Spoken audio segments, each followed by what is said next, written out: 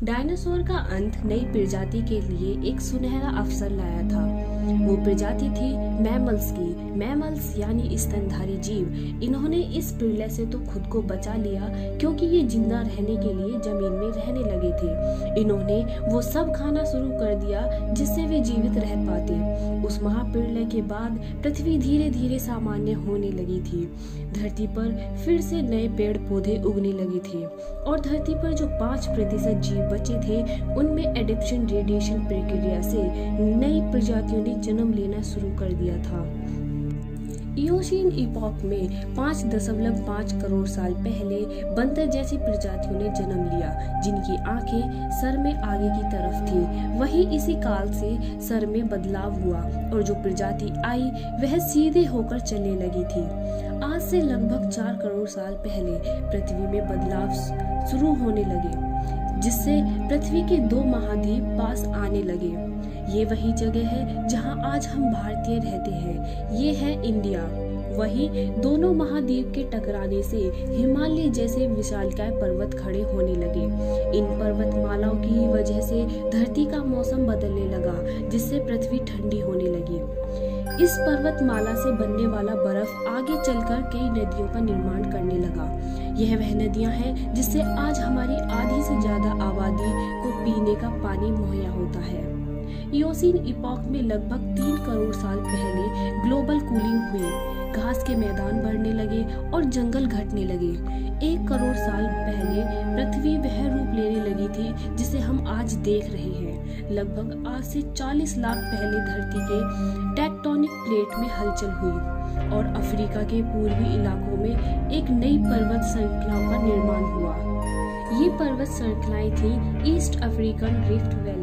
इन पर्वत श्रृंखलाओं के उभर जाने से यहाँ के हरे भरे जंगलों में आने वाली मौसमी हवा का मानसून रुक गया और यहाँ के जंगलों में बारिश आनी बंद हो गई और यही जंगलों में रहते थे द ग्रेट एप्स। हमारे पूर्वज कहलाते हैं। पैरोलापिथेकस यानी पैरोला हमारे परिवार की शुरुआत इसी ग्रेट एप से हुई। पैरोला पेड़ पर रहते थे और फल खाते थे। ये चल सकते थे।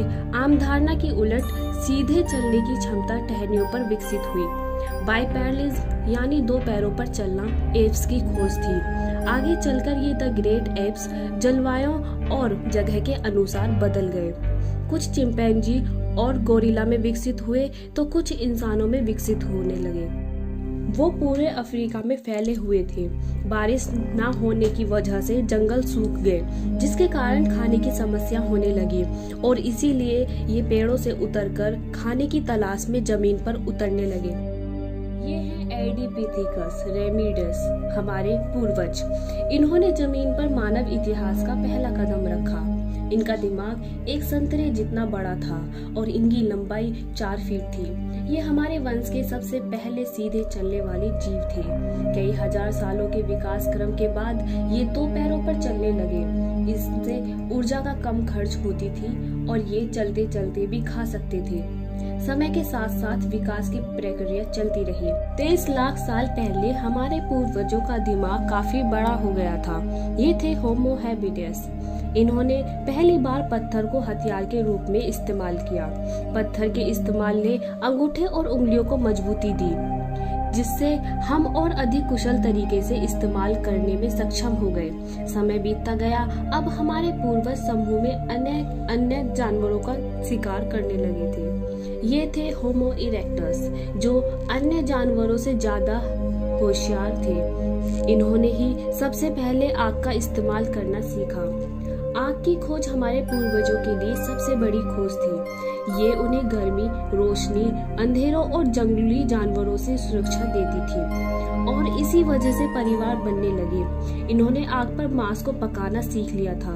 आग पर पकने का मतलब था मांस को चबाने और पचाने में ऊर्जा का कम खर्च होना और इसी वजह से ये ऊर्जा अब दिमाग में खर्च होने लगी और इन्हें कैलोरी और ताकत मिलने लगी जिससे हमारे पूर्वजों का दिमाग काफी बड़ा हो गया।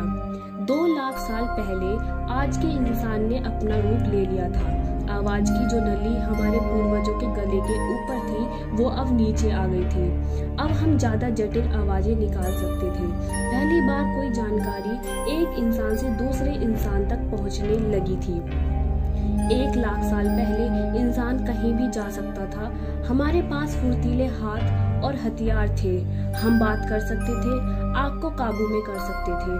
महाद्वीप खिसके तो अफ्रीका और यूरेशिया जुड़ गए और इससे बना एफ्रोसिया। इंसानों के दूर दूर जाने से बहुत बड़ा बदलाव आया। अब हम एक महाद्वीप से दूसरे महाद्वीप में जाने लगे। इसकी वजह से हम उन चीजों से बचे हुए थे जिसकी वजह से बानरों के मुकाबले दूसरे स्तनधारी हमेशा के लिए खत्म हो गए।